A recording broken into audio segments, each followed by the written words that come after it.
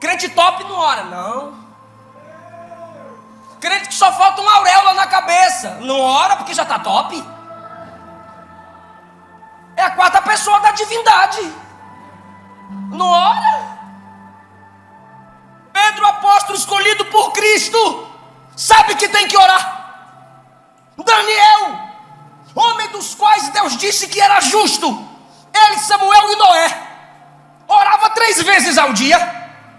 Moisés, o homem íntimo de Deus, afastava a tenda no secreto só para orar. Abraão, amigo de Deus, onde chegava levantava altar. Paulo, leão dos apóstolos, onde chegava procurava um cantinho para orar. Jesus, o Filho de Deus, passava a noite em oração, falando com o Pai, porque oração é nada mais do que eu dependo de Deus, eu dependo do Pai.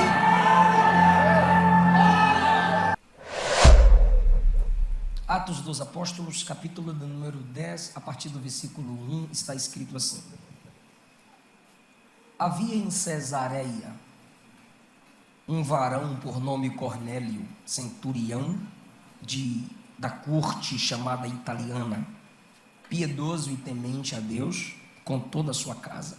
O mesmo fazia muitas esmolas ao povo e de contínuo orava a Deus. Este, quase à hora 9 do dia, viu claramente numa visão um anjo de Deus que se dirigia para ele e dizia: Cornélio. Este, fixando os olhos nele e muito atemorizado, disse: que é, Senhor? E o anjo lhe disse: as tuas orações e as tuas esmolas têm subido para a memória diante de Deus. Agora envia homens a Jope e manda chamar a Simão, que tem por sobrenome Pedro. O anjo está mandando Cornélio buscar alguém. Qual o nome dele? Pedro. O anjo continua: este está com certo Simão curtidor, trabalha com peles de animais, que tem a sua casa junto do mar. Ele te dirá o que deves fazer. Pedro agora, no versículo que eu vou ler com vocês, vai falar com mais clareza o que o anjo havia dito a Cornélio. Capítulo 11,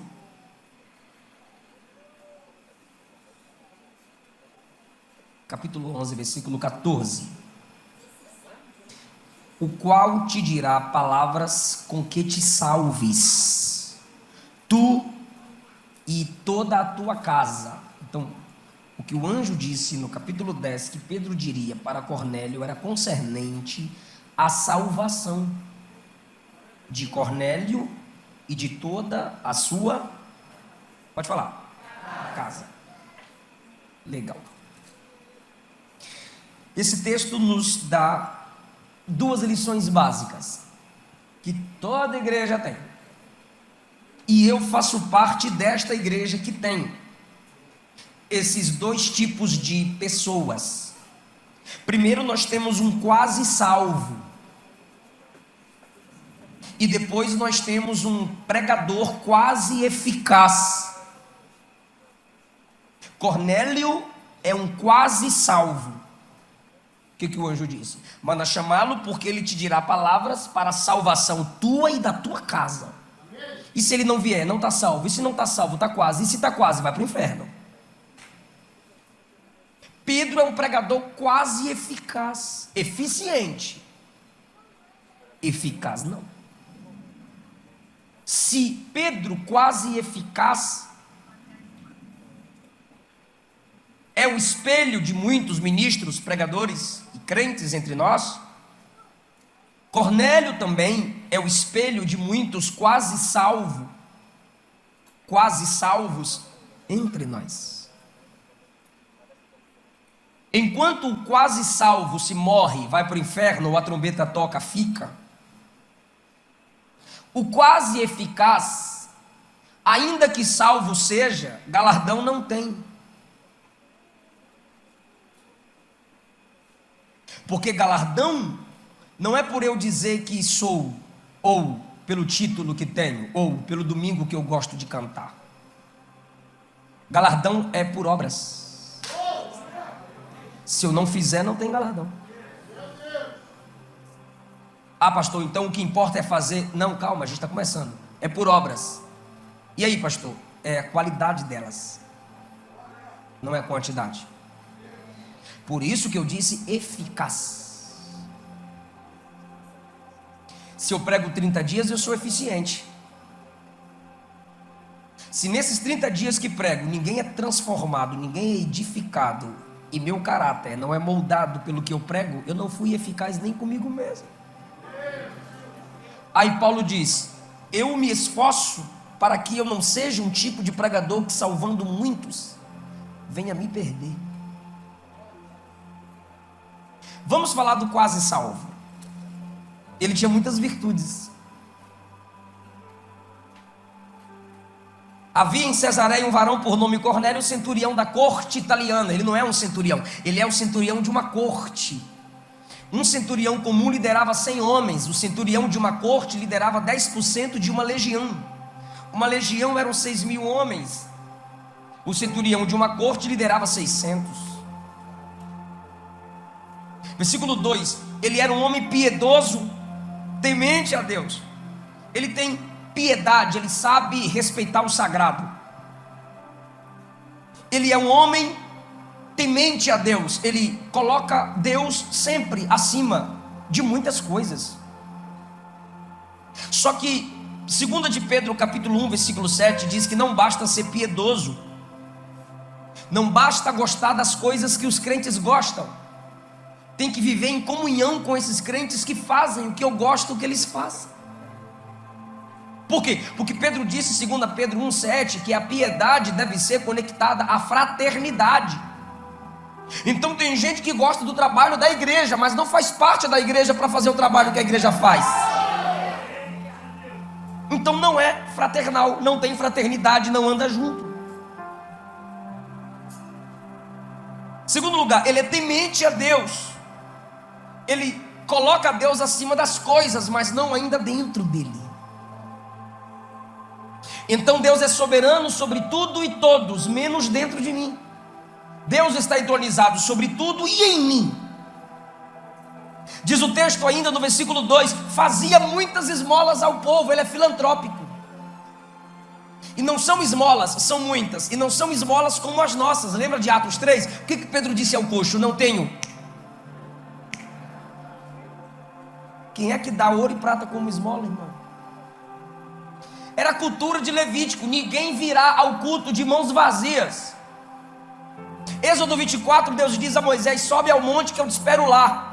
E fica lá. Moisés sobe ao monte, fica 7 dias. No 7º dia Deus desce. Ficou 7 dias esperando. Quando Deus desceu, é no Êxodo 25. A primeira coisa que Deus fala é: fala para o povo trazer oferta: prata, ouro, prata e bronze. O nível de oferta de Cornélio não era esmolas como nós, 25 centavos. A expressão oferta é oferta solidária. É aquilo que você não é obrigado, mas é impulsionado pelo amor. Então ele é filantrópico, ele dá dinheiro aos necessitados, mas não bastava dar ofertas ao povo, tem que dar o coração a Deus. É por isso que tem gente que vive de campanha. Faz a campanha, traz o envelope, pecado. Faz a campanha, traz o envelope, pecado. Faz a campanha, traz o envelope, pecado. Jesus não quer seu envelope, quer seu coração. Porque se seu coração for dele, tudo que é seu já é dele.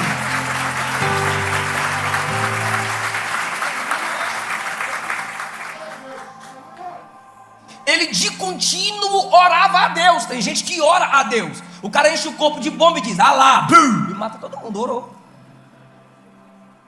Até o demônio orou: Senhor, vieste aqui nos atormentar, não nos expulse para o abismo, nos manda para os porcos. Tem gente pior que demônio. Demônio orou e tu não ora, irmão. Ele orava. Mas não basta orar a Deus, tem que conhecer aquele em nome de quem Deus responde as orações. Qual é o nome dele? Jesus. Em meu nome orareis ao Pai, e Ele vos responderá. Sem o nome dEle, você ora e o Pai diz: estou nem aí.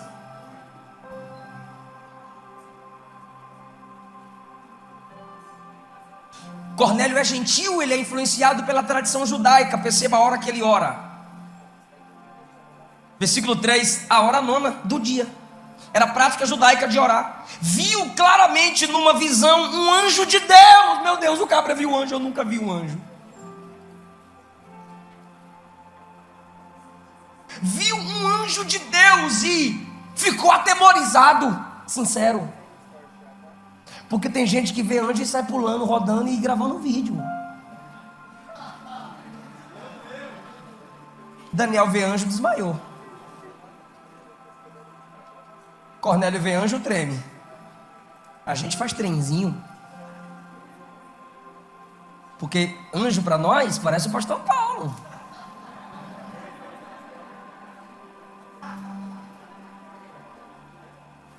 Branquinho, do cabelo caracolado. Rostinho de Danone.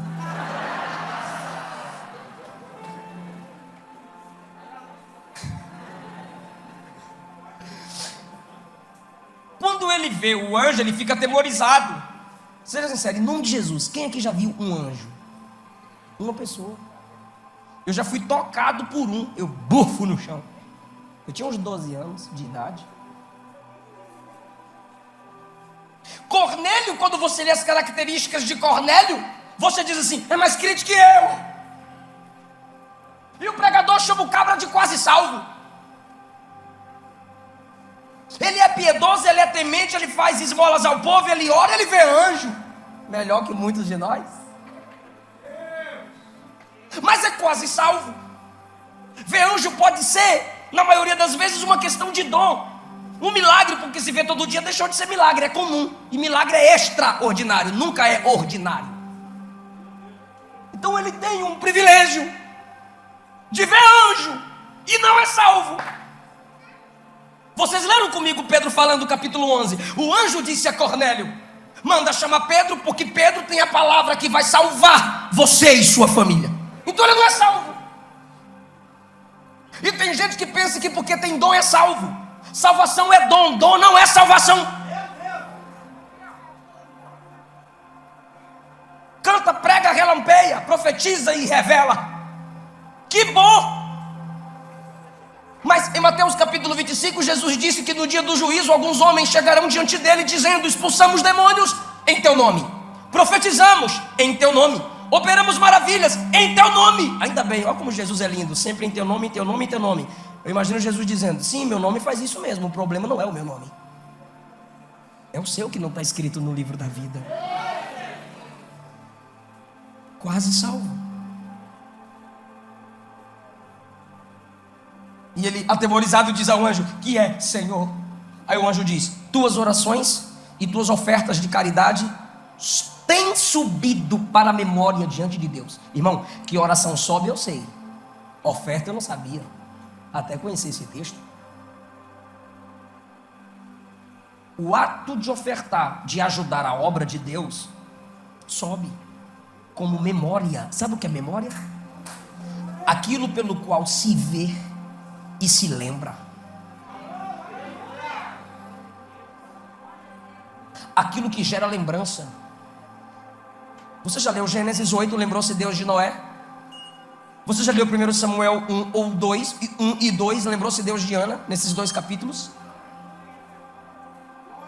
Pastor, Deus esquece? Não, é que lembrar-se significa chegou a hora de agir.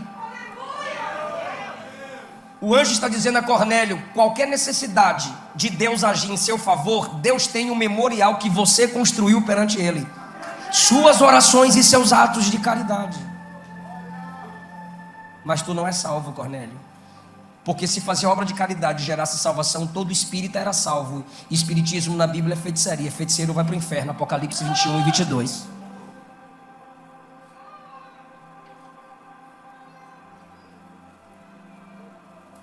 Agora, pois, envia homens a Jope e manda chamar Simão, que tem por sobrenome Pedro. Jonas desce a Jope, de lá foge para Tarsis. Esse Pedro que está em Jope também vai tentar fugir.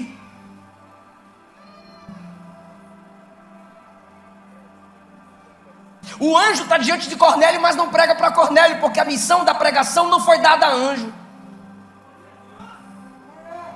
Pedro escreveu que os anjos atentam, prestam atenção em nossa pregação. A gente fala que os anjos querem pregar em nosso lugar, para de inventar. A Bíblia diz que os anjos desejam atentar para a nossa pregação. Atentar é entender detalhadamente. Aí tem coisa que os anjos não entendem. A gente pega o microfone e só fica falando em línguas.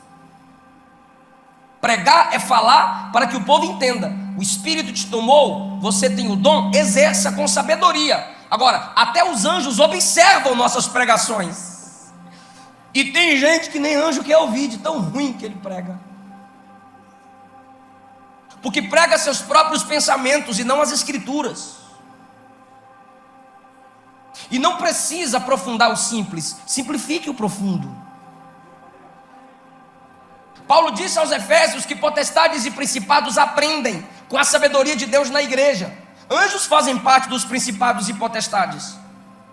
Principados são príncipes, são líderes, hierarquias angelicais. Paulo fala aos coríntios que as irmãs devem ser respeitosas com seus maridos por causa dos anjos. E quando Paulo escreveu isso? No contexto do culto. Que não adianta a irmã ser fogo puro aqui, ser do manto espiritual, e em sua casa você desonra seu marido, ou com suas colegas fofoqueiras. Aí Paulo diz, respeite seu marido, depois que Paulo fala do culto, por causa dos anjos, porque os anjos observam o nosso culto. Você vem para o culto e fica no Instagram, no Facebook, os anjos estão vendo. Eles são os ministros de Deus. Eles sobem e descem. Como levaram a Deus a necessidade de Jacó. Como trouxe de Deus a resposta para Cornélio. Apocalipse 4, Apocalipse 8, diz que eles enchem o altar diante do trono com incenso das nossas orações. Eles filtram o nosso culto. Você está pensando que culto é só vir para a igreja, bater palma e dizer amém para a bênção apostólica? Eles têm toda essa missão, mas não têm a missão de pregar o evangelho. Essa missão foi dada a nós. Se a igreja falhar, Deus falhou. Não, pastor Elias estava na caverna, Deus tinha mais 7.000. Não era 7.000 anjos, eram 7.000 homens. É a igreja que tem a missão. E por que Deus não escolhe anjos? Anjo é espírito, logo a personalidade dele está no espírito. Porque é um ser espiritual. Você não é espírito, você é alma.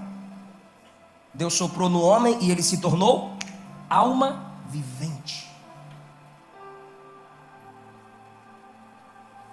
Sua personalidade está na alma. A personalidade do anjo está no espírito. O Espírito Santo é espírito, o anjo é espírito. Se o Espírito Santo, que é espírito, entra no anjo, que é espírito, é possessão. Se é possessão, o anjo perde a personalidade. O Espírito Santo não rouba a personalidade de ninguém. Eu sou pentecostal, você é. Eu gosto do pulo, você também. Só que nunca diga que você não sabe o que você está fazendo. Você não está doido? Porque sua personalidade está na alma. Quando o Espírito enche, ele enche seu espírito. Porque o espírito do homem é o espaço vazio para Deus encher. A alma é sua personalidade. Se o espírito encher sua personalidade, você perde a consciência. O corpo é por onde você manifesta a unção de Deus que encheu o seu espírito. Lembra do tabernáculo? O átrio, o santo lugar e santo dos santos. O átrio é seu corpo, o santo lugar é sua alma, o santo dos santos é o espírito. Todo homem é um tabernáculo. Tabernáculo sem a arca no santo dos santos é o homem sem o Espírito Santo no seu espírito. E a igreja? A igreja é o tabernáculo com a arca no santo dos santos. É o corpo, alma e espírito com o Espírito Santo habitando em seu espírito. A alma fica livre. Ele te enche, você pula, você levanta a mão, você fala em línguas, mas você não fica doido. Você sabe o que você está fazendo. Eu estou rodando. Eu me lancei ao chão. Eu estou gritando pela presença dele. Adorarei em espírito, mas adorarei com entendimento. Orarei com espírito, mas orarei com entendimento. Por isso que anjo não tem essa missão. Porque o Espírito Santo não enche anjo, o Espírito Santo enche a igreja. Essa igreja cheia do Espírito tem que pregar. Aí o anjo diz: traga Pedro, que Pedro vai pregar para você. Aí ele foi buscar Pedro. Então esse é o quase salvo. Ele precisa ouvir a mensagem da salvação. Quem está me entendendo? Nós arminianos acreditamos na pré-regeneração. É alguém que está num processo de transformação. Sabe aquele tipo de amigo, ouvinte da palavra, que não gostava de hinos de crente, mas já está gostando dos hinos dos irmãos. Odiava a crente, mas está visitando a igreja. Na hora da palavra, lá vem pastor ladrão pedir dinheiro. Já está prestando atenção na pregação. Sabe o que é isso? Quase salvo, Cornélio. Pré-regeneração. Daqui a pouco Deus pega tu. E vai estar, ó. E é melhor aqui que a gente vai junto contigo. Se ele te pegar no ônibus lotadão, ou no trânsito, encostar só para chorar e falar em línguas, você vai ver. Fica tirando onda. Vai chamar Pedro. Então ele envia 3 homens no versículo 7, 2 criados e a um soldado piedoso, alguém que fala a sua língua, porque em obra ministerial não é com qualquer tipo de gente que a gente lida para fazer o que foi nos mandado fazer. Envia e traze-o. Ele manda 2 criados e um soldado piedoso. Versículo 8, ele conta toda a história que ele viu e ouviu. No dia seguinte, no versículo 9, foram. E enquanto estão no caminho para buscar o pregador quase eficaz, e eu vou provar por quê, eles estão indo buscar o pregador. E enquanto o pregador está hospedado na casa de um Simão curtidor, que trabalha com pele de animal que é impuro. É o que a pele de animal? Impuro para um judeu. Enquanto os 3 estão no caminho para buscar pastor Pedro sente uma vontade estranha. Deu uma vontade de orar. Eu vou orar. Porque o mesmo Deus que estava trabalhando em Cornélio está trabalhando aqui no pregador. Porque enquanto Cornélio está em processo de regeneração, Pedro está em processo de santificação. Enquanto Cornélio tem que ser salvo, Pedro tem que ser eficaz. E os 2 que estão no processo se igualam em uma coisa. Há muitas diferenças. Cornélio é gentil, Pedro é judeu. Cornélio é quase salvo. Pedro é salvo, mas não é um pregador eficaz. Pedro é apóstolo, Cornélio é centurião. Pedro mora em Cesareia nesse tempo. Cornélio, Itália. Jope, Cornélio, Cesareia. Cornélio come de tudo. Pedro não, porque é judeu, segue a regra levítica. Mesmo tendo Jesus ensinado que o que contamina não é o que entra, é o que sai do coração. Mas eles se igualam em 2 coisas. Primeiro, ambos estão no processo. Cornélio não poderia dizer salvo sou, e Pedro não poderia dizer perfeito sou. Ambos estão no processo. Um de salvação, outro santificação. Em que nível eles se igualam? Na oração. Ambos precisam orar. O anjo chega quando Cornélio está orando. E quando os servos de Cornélio estão chegando para Pedro pregar para Cornélio, Pedro também está. O anjo encontra Pedro orando. E Deus que vai falar com Pedro, coloca Pedro de joelhos. Eu posso saber mais do que você pode saber mais do que eu. Você pode ter mais do que eu posso ter mais do que você. Podemos ter muitas diferenças. Mas se tem uma coisa que todos nós devemos nos igualar, é ficar de joelhos e reconhecer que só Ele está acima de todos. Ele é maior, Ele é perfeito.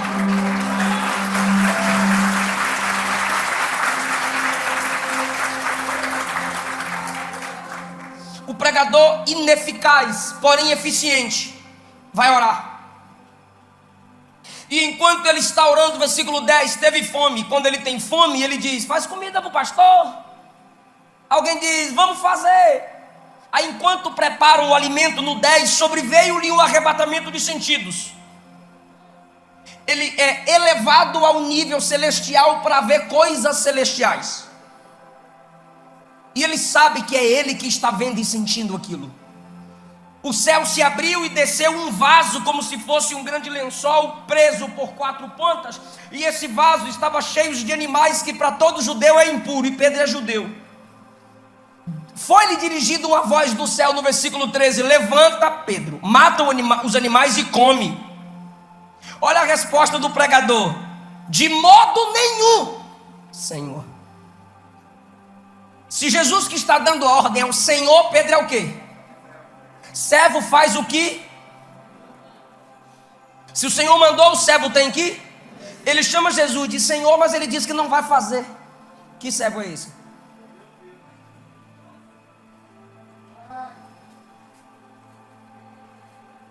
Segunda vez vem a voz: não chame de impuro o que Deus já purificou. Purificou aqui é preparou. De quem Deus está falando? Cornélio.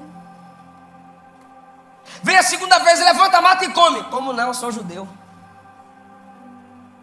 Não chame comum o que Deus já preparou. Terceira vez: levanta, mata e come. Como não? Eu sou judeuzão, eu sou topzeira de judeu. O lençol, o vaso como lençol se recolheu. Quando o lençol se recolheu, o pregador quase eficaz está duvidando no versículo 17. Ele está duvidando, ele está dizendo assim, ó: não, Deus não ia mandar eu comer essas coisas não. Deus não sabe que Deus não sabe que eu sou judeu. Não, isso não veio de Deus não, isso é fome. Isso é carne, isso é da carne. Não, Deus não ia mandar eu comer uns negócios podres desse não. Eu sou judeu, eu vou me contaminar cerimonialmente. Estando ele duvidando. Mas Deus mandou que Cornélio o trouxesse, apesar das imperfeições de Pedro. Não é o anjo que prega para Cornélio ser salvo, é Pedro imperfeito que prega para Cornélio ser salvo. Comparado a nós, anjos são perfeitos. Comparado a nós, não a Deus. São eleitos. Estão numa ambiência espiritual superior à nossa. Quem me ouve dá um amém forte. Amém.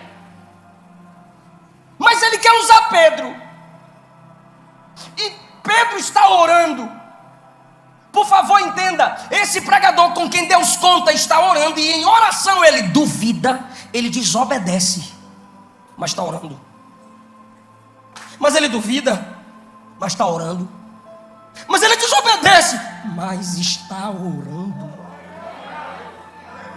O que é isso, pastor? É que oração não é coisa de gente perfeita. Eu vou repetir só para os imperfeitos. Oração não é coisa de gente perfeita. Oração não é coisa de super crentes. Crente top não ora, não. Crente que só falta uma auréola na cabeça não ora porque já está top. É a 4ª pessoa da divindade. Não ora. Pedro, apóstolo escolhido por Cristo, sabe que tem que orar. Daniel, homem dos quais Deus disse que era justo, ele, Samuel e Noé, orava 3 vezes ao dia. Moisés, o homem íntimo de Deus, afastava a tenda no secreto só para orar. Abraão, amigo de Deus, onde chegava levantava altar. Paulo, leão dos apóstolos, onde chegava procurava um cantinho para orar. Jesus, o Filho de Deus, passava a noite em oração, falando com o Pai, porque oração é nada mais do que eu dependo de Deus, eu dependo do Pai. Vi um crente cair? Vi, pastor. Não ora. Ninguém cai de vez. Ele foi deixando de orar, foi deixando de orar, foi deixando de orar. Porque o pecado me afasta da oração, mas a oração também me afasta do pecado. Então cada vez que você vir um crente orando, Não diga, eu queria ter uma vida dessa. Não, ele não é perfeito. Só Jesus em toda a escritura é perfeito, mas revelou dependência do Pai. Chega lá perto que você vai ouvir o crente de oração dizer assim, ó: sustenta, Jesus, a minha vida, me segura pela mão e não me deixa cair. Ah, se não fosse a sua graça. Isso é vida de oração. Desconfie de crentes que só ficam dizendo: me dá seu nome que eu vou orar por você, vem aqui na frente que eu vou orar por você, deixe seu nome que eu vou orar por você. Não! Crente que a crente diz: nós vamos orar uns pelos outros, eu oro por você, você ora por mim, a gente ora junto. O Cornélio que Deus quer salvá-lo orando, e o Pedro que Deus quer usar para salvar Cornélio orando. Irmão, 3 vezes o vaso veio, subiu. Na terceira vez que subiu, Pedro está duvidando no versículo 17. Enquanto Pedro está no terraço duvidando, no versículo 18, os camaradas chegaram.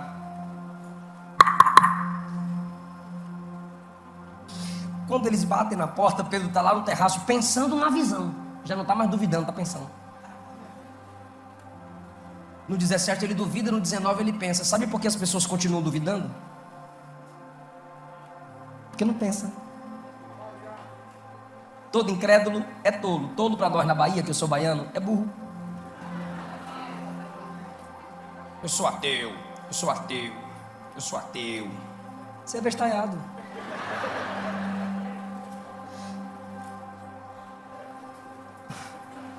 Você precisa daquele a quem você nega, porque se Deus não fosse Deus, você não seria ateu para negá-lo. A graça de Deus está até sobre tu. Salmo 14: tolo é o homem que diz não a Deus. O que é o tolo, pastor? Em Provérbios é insensato. E o significado de insensato? O Warren Wiersbe diz: idiota.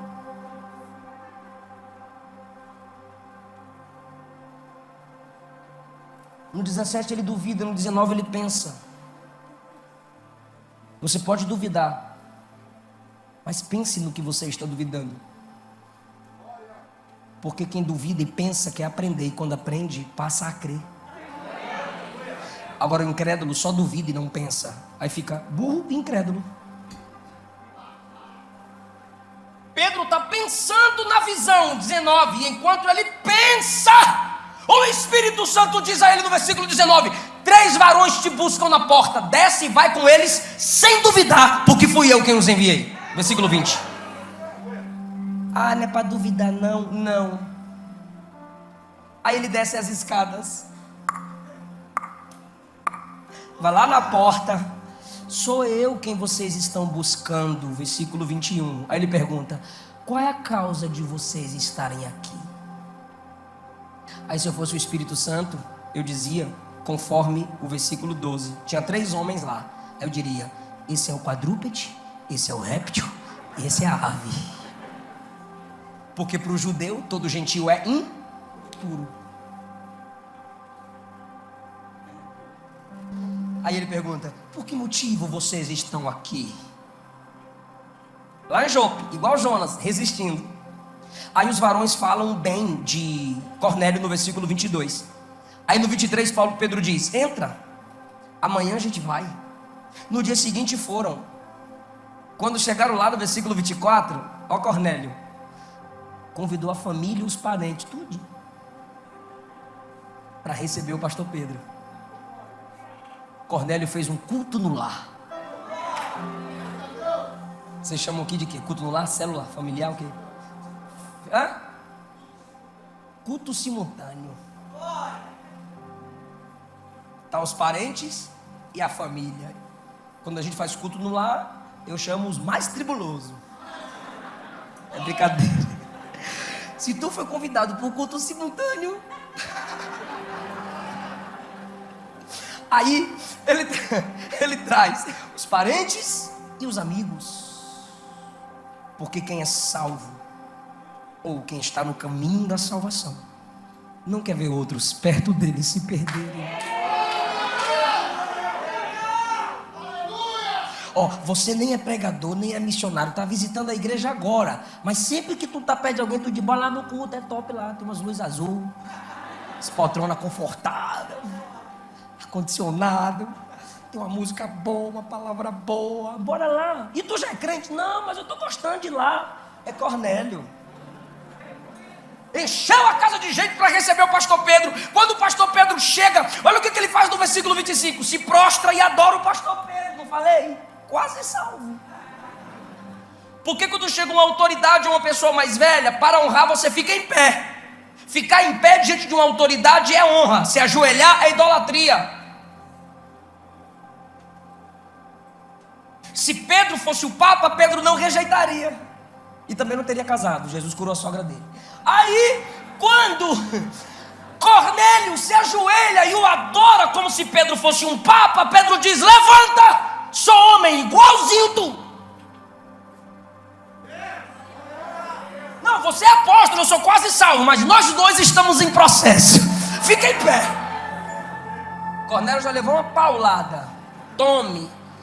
Não, pastor Pedro, tem que ter dó do ímpio, tem que ter dó do visitante. Pede perdão, pastor Pedro. O ímpio peca contra Deus todo dia, a igreja não pode dar uma paulada nele. Irmão, Deus não levantou pregador para entreter bode. Deus levantou a igreja, pregadores na igreja, para alimentar as ovelhas. Se quer viver na impiedade, é bode. Está gostando de estar entre as ovelhas? Está deixando de ser bode. Aí Cornélio, centurião, espadona na cintura, 600 homens ao redor da casa. Pedrão diz: levanta. Aí ele fica em pé. Aí Pedro, irmão, Pedro, ô bicho ruim. Olha o que ele vai dizer no versículo 28. Vós bem sabeis que não é lícito a um varão judeu se ajuntar ou se chegar a estrangeiros. E Deus me disse para eu não chamar nenhum homem de comum ou imundo. Deus me disse para não chamar, porque se dependesse de mim. Sim ou não?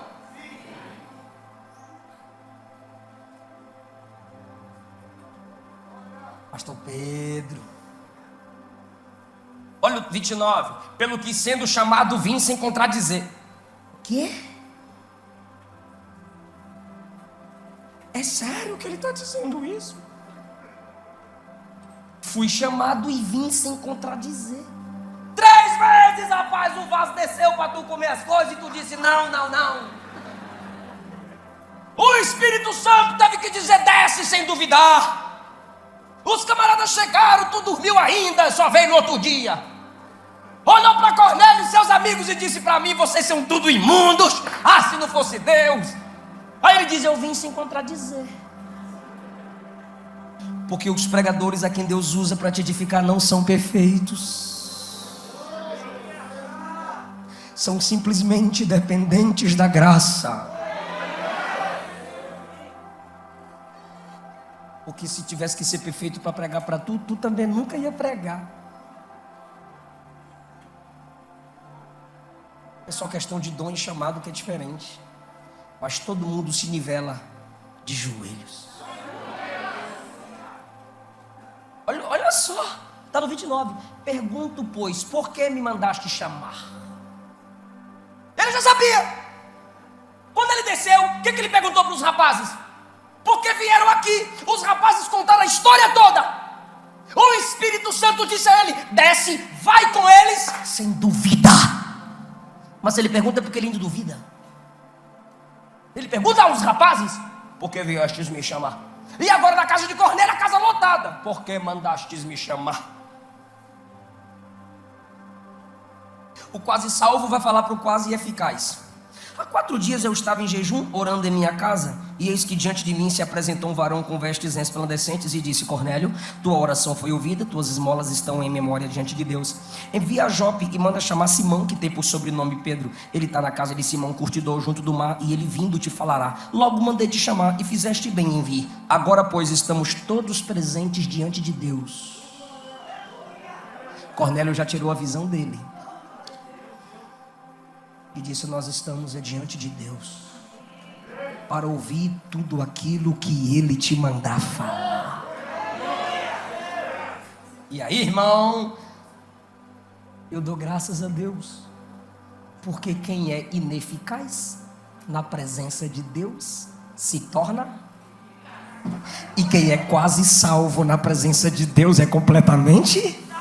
Pedro, abrindo a boca, 34, disse: agora sei que Deus não faz acepção de pessoas. Está virando pregador eficaz. Por quê? Porque quando ele abre a boca para pregar, agora ele se torna eficaz. Pergunta para mim por quê? Não gostei, por quê? Porque sua mensagem é centrada em Cristo, não mais na tradição, não mais no que ele gosta, discorda ou não gosta. Não, a mensagem é centrada em Cristo, do versículo 36 ao versículo 43. Do 36 ao 43 eu resumi e vou te falar, centrada em Jesus. Primeiro, Jesus, aquele que anuncia a paz. Jesus, Senhor de todos. Jesus, o ungido de Deus. Jesus, o que cura os oprimidos do diabo. Jesus, pendurado no madeiro. Jesus, ressuscitado ao terceiro dia. Jesus, juiz de vivos e mortos. Jesus, tem o nome que perdoa pecados. Aleluia! Aleluia! Quando Pedro pregou, a mensagem centrada em Cristo é uma mensagem equilibrada. Versículo 36 ele diz o que Jesus falou. Versículo 37 ele diz que Jesus falou. Versículo 38 ele diz o que Jesus fez. 36, 37 falou, 38 fez. Mais uma chance. 36, 37 ele diz o que Jesus falou. 38 ele diz o que Jesus fez. A pregação de Pedro é equilibrada, o que Jesus fez e o que Jesus falou. Porque tem gente que só prega o que Jesus fez. Cego de Jericó, mulher encurvada, fluxo de sangue, o mudo, o morto. Tá, legal, bonitinho, edificante, que conforto, que lindo, que chique. Mas ele só fez.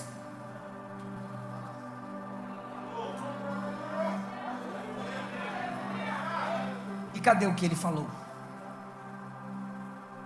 Aquele que não amar a mim acima do pai, mãe e irmãos não é digno de mim. Aquele que quiser vir após mim tem que negar a si mesmo, tomar a sua cruz todo dia e me seguir. Perdoa quem te ofende 70 vezes 7 dia. Eu não vim trazer paz, eu vim trazer espada. Se teu olho direito te faz pecar, arranca. Se tua mão te faz pecar, arranca. Se teu pé te faz pecar, arranca. É melhor entrar faltando um membro do corpo na vida do que seres lançado inteiramente no inferno. Aquele que olhar para uma mulher e desejá-la no seu coração, não sendo ela sua esposa, cometeu adultério. Aquele que odeia seu irmão é assassino. Cadê o que Jesus pregou?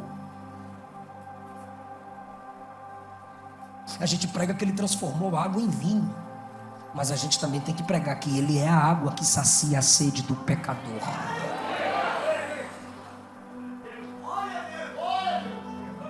O mesmo Jesus que abriu os olhos ao cego, o mesmo Jesus que abriu o ouvido do surdo, a boca do mudo, é o Jesus que abriu o céu. Não se turbe o vosso coração, crede em Deus, crede em mim. Na casa de meu pai há muitas moradas. Então vamos falar do céu. Mas esse mesmo Jesus também pregou sobre o inferno. Um homem devia a outro homem. O devedor pediu ao cobrador que o perdoasse. O cobrador disse: eu não te perdoo. Mas o cobrador devia ao rei. E o rei disse: eu te perdoo. Quando esse homem que devia ao rei, que cobrou de um menor do que ele, saiu da presença do rei, ele encontrou aquele que o devia, o encostou na parede e disse: me paga ou eu te mato. O devedor disse: eu não tenho como te pagar, me perdoe. O cobrador disse: não tenho como te perdoar, vou mandar te arregaçar na porrada. Levaram notícia para o rei, que perdoou o cobrador. O rei chamou o cobrador e disse: eu te perdoei 1000, você não perdoou 100? Agora o perdão que eu te dei eu tiro de você, porque você não perdoou quem pecou contra você, e você vai ser lançado no lugar de tormento. Foi Jesus que contou isso. Ele perdoa e desperdoa. Quando ele desperdoa? Quando você não perdoa quem te ofendeu. Quem pregou isso? Jesus. Nenhum pregador na Bíblia pregou mais sobre o inferno do que Jesus. Sabe por que a gente gosta do que ele fez? Porque o que ele fez empolga. O que ele falou confronta.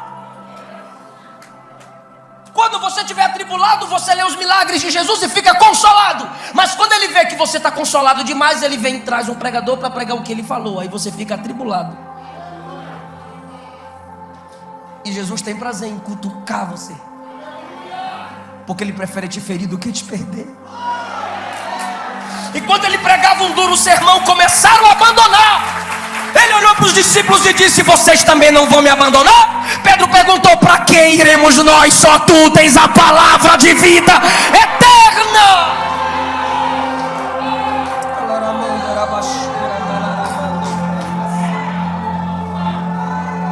Levante a sua mão, diga: fala comigo, Jesus. Fala, me corrige, me conserta, me lava pela sua palavra.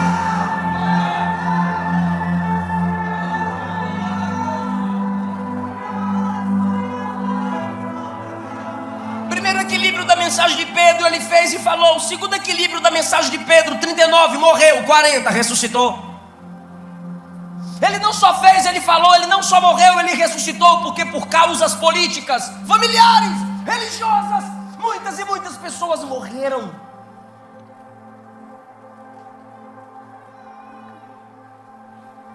Não fale só da morte de Jesus,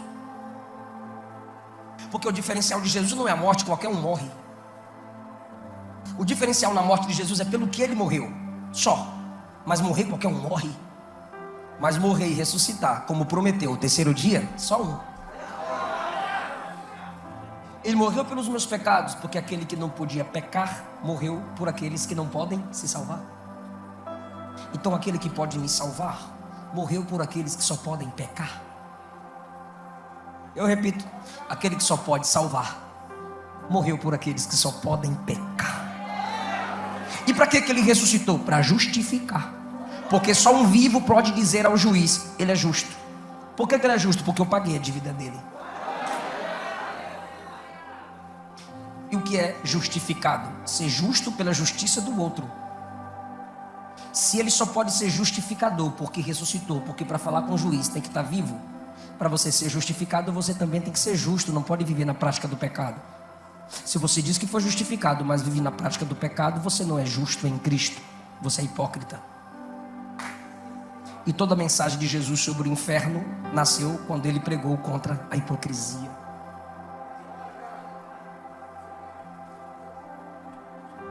O terceiro equilíbrio da mensagem de Pedro, julgamento e perdão, versículo 42, ele é juiz dos vivos e dos mortos. Quem já morreu, Jesus é juiz. Quem morreu sem ele, tá? Quem morreu sem Jesus, juiz. Se você ressuscitar daqui a 1007 anos, se morre hoje, ou se a trombeta toca hoje e você não sobe, e morrer, e ressuscitar daqui a 1007 anos, e você só vê na sua frente um tribunal, um grande trono branco, como diz o goiano, lascou. Porque ele é o juiz dos mortos, e quem morreu sem ele vai ser julgado e lançado no lago de fogo. Agora se a trombeta toca e você sobe,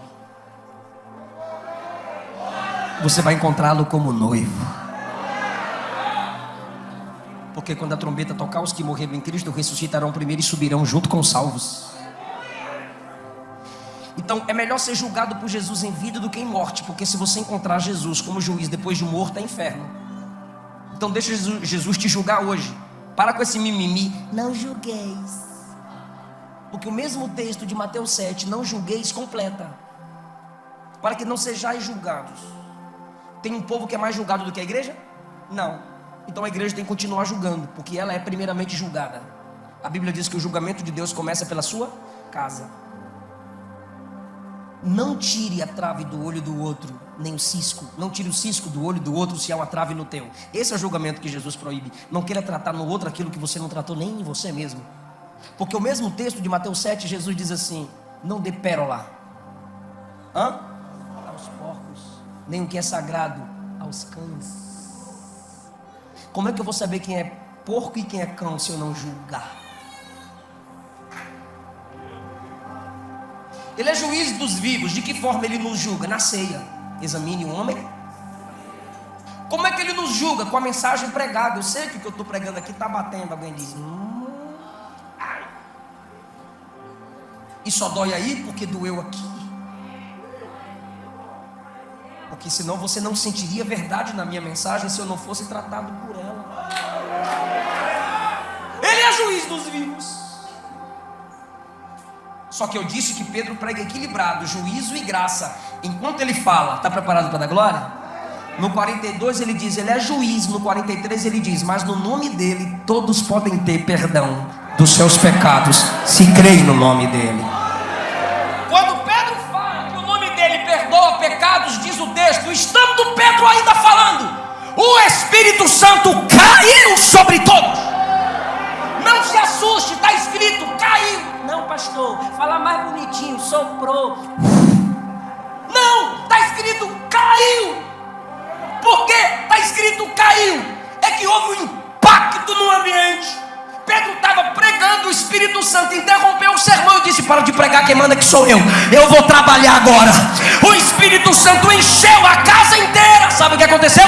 Cornélio olhou para o lado da esposa falando em línguas, olhou para os outros amigos falando em línguas, olhou para o outro lado dos filhos falando em línguas. Cornélio começou a falar em línguas. O Espírito encheu a família inteira. Olha o resultado da pregação de Pedro. Então Cornélio quase salvo, foi salvo porque recebeu o selo do batismo. E Pedro quase eficaz se tornou eficaz, porque antes que o sermão acabe, o Espírito batiza os ouvintes.